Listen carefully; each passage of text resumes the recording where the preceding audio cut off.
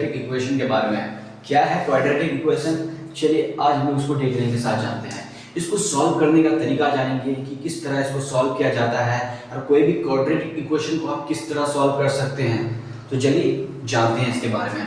देखिए quadratic equation होता क्या है। क्वाड्रेटिक इक्वेशन को हिंदी में कहते हैं द्विघात समीकरण। क्वाड्रेटिक इक्वेशन को हिंदी में क्या कहते हैं, द्विघात समीकरण। द्विघात, द्वि मतलब दो, द्वि मतलब दो, घात मतलब पावर, दो पावर वाला, समझ गए। क्वाड्रेटिक इक्वेशन क्या होता है, दो पावर वाला। जैसे अगर हम लोग एक एग्जांपल ले लें, अगर एक एग्जांपल ले x² + 4x - 5 समझ में आ गया, = 0। x² + 4x - 5 = 0। ये एक क्वाड्रेटिक इक्वेशन है, यानी द्विघात समीकरण है। कैसे, देखिए यहाँ घात यानी पावर, द्वि मतलब दो, घात यानी पावर, यहाँ दो पावर है तो यहाँ दो पावर है, तो इस तरह का जो इक्वेशन होता है दोस्तों क्वाड्रेटिक इक्वेशन होता है। अगर हम लोग और एक एग्जांपल ले तो 5x² - 6x + 9 = 0। और ये भी जो है एक दोस्तों क्वाड्रेटिक इक्वेशन है, क्योंकि यहाँ x² जो है एक x² यहाँ दो वाला घात है, पावर दो है, तो इसलिए एक क्वाड्रेटिक इक्वेशन है। तो इस तरह का जो इक्वेशन होता है, पावर दो हो यानी घात दो हो, तो इस तरह के इक्वेशन को क्या कहते हैं, क्वाड्रेटिक इक्वेशन कहते हैं। अब प्रॉब्लम ये आ जाती है कि इस क्वाड्रेटिक इक्वेशन को सॉल्व कैसे किया जाएगा। ये जो क्वाड्रेटिक इक्वेशन है इसको हम लोग सॉल्व कैसे करेंगे, यानी सॉल्व करने का मतलब है कि यहाँ x का मान कैसे निकालेंगे, x का मान यानी value of x, what will be value of x। तो x की वैल्यू क्या होगी, तो हम लोग कैसे निकालेंगे। तो इसको निकालने के लिए दोस्तों इसको सॉल्व किया जाता है। तो इसको किस तरह से हम लोग सॉल्व करेंगे, इसके लिए आसानी से बहुत सारा तरीका होता है, लेकिन सबसे बेस्ट तरीका मैं आपको बताऊंगा जो इसको सॉल्व करने का होता है, यानी क्वाड्रेटिक फॉर्मूला, उसके जरिए से आप इसको आसानी से सॉल्व कर सकते हैं। जैसे x का मान जो भी m, अगर हम लोग यहाँ अगर x का मान निकलेंगे तो उसको क्या कहेंगे, बात पता है, कहेंगे रूट। जो x का मान निकलता है, x का जो मान निकलता है उसको क्या कहेंगे, रूट, यानी हिंदी में क्या कहते हैं, मूल। जो भी x का मान निकलेगा उसको कहेंगे रूट, यानी हिंदी में कहते हैं मूल। आई होप आप अगर इसको समझ गए होंगे।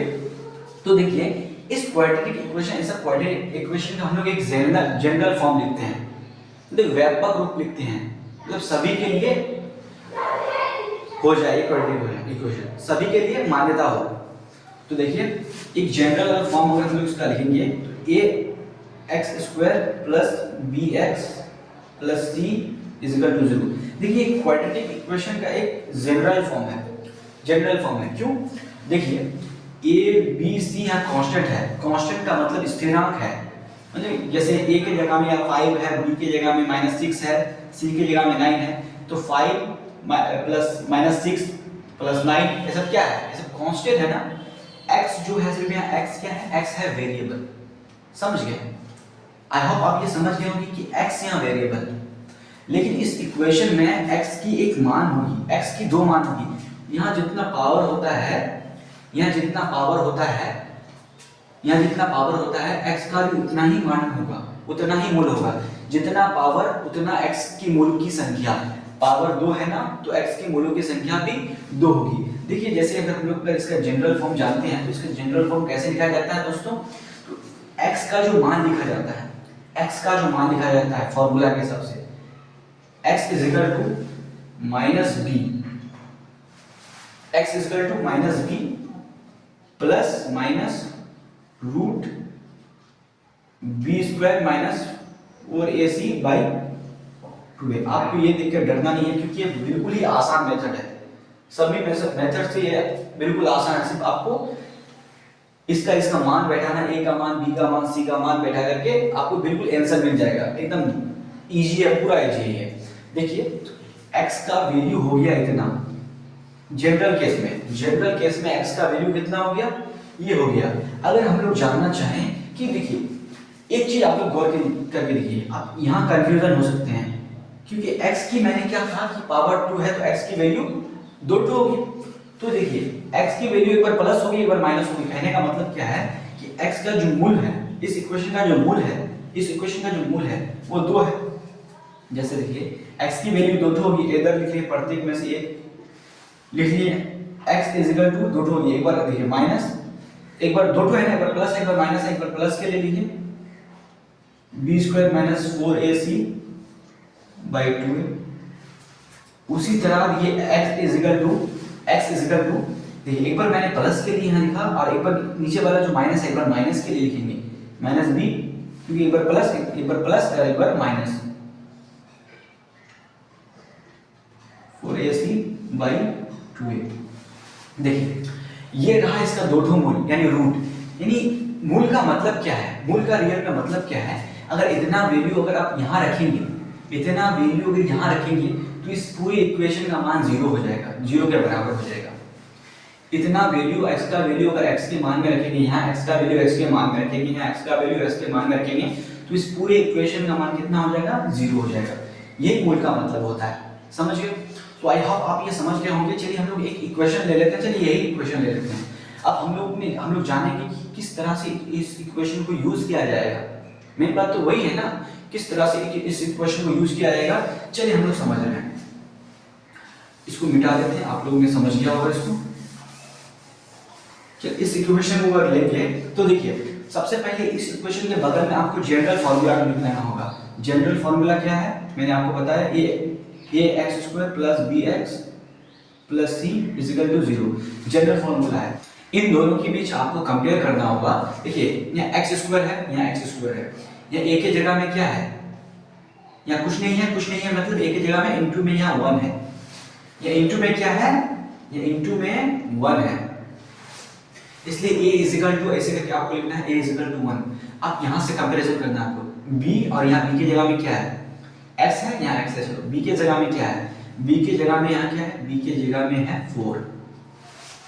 उसी तरह c के जगह में देखिए, c की जगह में क्या है, c की जगह में -5 है, क्योंकि यहाँ माइनस है ना, यहाँ प्लस है। देखिए c की जगह में क्या है, c की जगह में -5 है, c is equal to -5।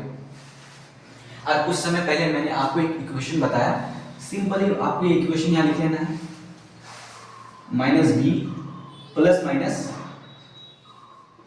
b square minus 4ac by 2a। अब देखिए इन सभी की वैल्यू, a की वैल्यू a की जगह में रखना है, b की वैल्यू b की जगह में रखना है, c की वैल्यू c की जगह में रखना है। तो देखिए अगर हम लोग इस तरह अगर इसको सॉल्व करने की कोशिश करेंगे तो पाएंगे -b तो -4, क्योंकि b का मान 4 है, plus minus root 4 square minus 4 into a का मान है 1 और c का मान है -5। c का मान कितना है, -2 इंटू 1, क्योंकि a का मान 1 है। तो x इज इक्वल टू, हम लोग इस तरह से सॉल्व करते आएंगे, x is equal to -4 plus minus, अब यहाँ 4 स्क्वायर सॉरी, अब देखिए इसको 4 पर स्क्वायर है नहीं, कितना हो जाएगा, 16 हो जाएगा, 4 पर स्क्वायर है नहीं 16। अब देखिए माइनस यहाँ है और इंटू है ना, -5 है, तो -5 और इंटू -4 कितना हो जाएगा, माइनस माइनस प्लस 20, इतना हो गया by 2। x is equal to -4 plus minus, चलिए 16 और 20 कितना होता है, 16 और 20 कितना होता है, 36 हो गया बाई 2। अब देखिए 36 को अगर रूट से निकालेंगे तो कितना होगा, 36 को रूट से निकालेंगे तो 6 होगा बाई 2। अब देखिए अब यहाँ एक मेन चीज हम लोग को देखने की जरूरत है। मेन चीज क्या देखने की जरूरत है, देखिए ध्यान से देखिए, यहाँ मेन चीज हम लोग को देखने की जरूरत है। मैंने क्या कहा कि पावर 2 है, क्योंकि द्विघात समीकरण यानी क्वाड्रेटिक इक्वेशन मतलब ही होता है पावर 2। तो क्वाड्रेटिक इक्वेशन जो है, द्विघात समीकरण जो है पावर 2 है, यानी 2 मूल होगा, यानी x का मान 2 होगा। तो x का मान जब 2 है तो हम लोग को ऐसे करके लिखना है इधर, यानी प्रत्येक में से देखो x का मान एक प्लस, एक बार प्लस के लिए लिखना है, एक बार माइनस के लिए लिखना है। तो x इज इक्वल टू -4 तो +6/2 -4 एक बार प्लस 6/2। फिर उसी तरह x इज इक्वल टू -4 देंगे, एक बार प्लस के लिए यहाँ लिख चुके हैं 6 को, एक बार माइनस के लिए लिखेंगे 6/2। तो आप ये समझ गए होंगे। अब देखिए आप इसको आपको सॉल्व करना है, x इज इक्वल टू -4 और प्लस 6 है तो कितना होगा +2/2। तो x का वैल्यू क्या हो गया, तो x का वैल्यू हो गया 1। अब देखिए आप इसको सॉल्व कीजिए, x = -4 - 6 = -10/2, x = -5। तो हम लोग को मिला x की वैल्यू कितना मिला, एक बार 1 मिला और एक तो -5 मिला, इसलिए इतना होगी x की वैल्यू। आप आई होप आपको ये समझ में आ गया होगा कि किस तरह हम लोग इसको सॉल्व करते हैं। सबसे पहले आपको कंपेयर करना है, दोनों के बीच तुलना करना है कि a का मान क्या है, b का मान क्या है, c का मान क्या है। उसके बाद इस इक्वेशन को लिखना है, इस इक्वेशन को लिख करके a b c इसका मान यहाँ बैठाना है, उसके बाद उसको सॉल्व करना है और ऑटोमेटिकली आपका आंसर आ जाएगा। तो आई होप आपको ये समझ में आ गया होगा।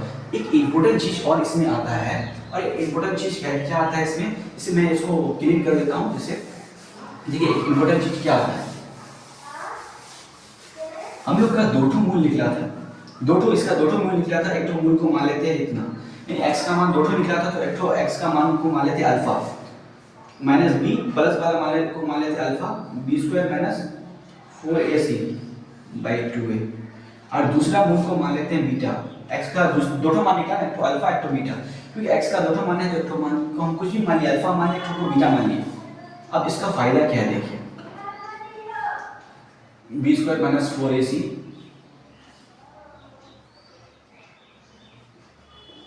इसका फायदा क्या है, इसका बहुत ही इंपॉर्टेंट एक क्वेश्चन कभी कभी आ जाता है कि अल्फा दोनों मूल का गुना क्या होगा, दोनों मूल का गुना एक नंबर है से एक नंबर दे देते हैं कि दोनों मूल का गुना, अल्फा और बीटा दो मूल है, दो रूट है, दोनों का गुना कितना होगा, दोनों का गुना होगा c/a। दोनों मूल का जो गुना है कितना हो जाएगा c/a। अब देखिए अब दूसरा नंबर है, दोनों मूल का योग कितना होगा, दोनों मूल का योग -b/a। आपको ये हर हालत में याद रखना है, यानी किसी भी इक्वेशन में दोनों मूल का गुना कितना हो जाएगा c/a। जो क्वाड्रेटिक इक्वेशन का कोई भी अगर फॉर्म हो तो c/a गुना हो जाएगा, और एक दोनों मूल का अगर जोड़ लिखेंगे तो कितना हो जाएगा -b/a। आपको ये हर हालत में याद रखना है। अब मान लीजिए अब तीसरा एक प्रॉब्लम है, तीसरा प्रॉब्लम क्या है, मान लीजिए आपको दोनों ठो मूल अल्फा प्लस बीटा, अल्फा और बीटा दिया गया है, दोनों मूल अल्फा और बीटा दिया गया है।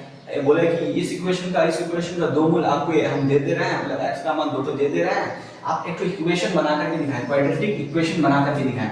तो क्वाड्रेटिक इक्वेशन कैसा हो जाएगा, alpha plus beta x plus alpha और बीटा। अल्फा और बीटा क्या है, अल्फा और बीटा रूट है।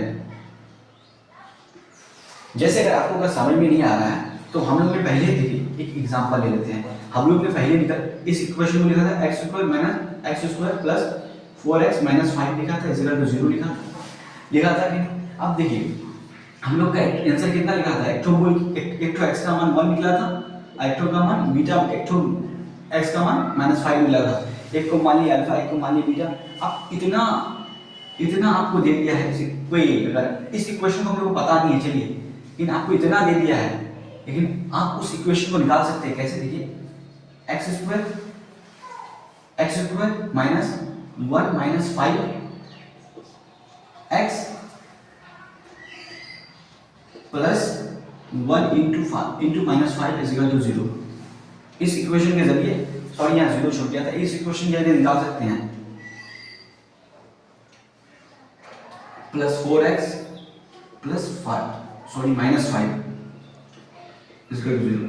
देखिए वही इक्वेशन हम लोग का निकल चुका है, क्योंकि आपको अगर मूल पता हो, रूट पता हो, तो आप फिर से उस इक्वेशन को लिख सकते हैं। आई होप आपको ये समझ में आ गया होगा। Thank you for watching my video.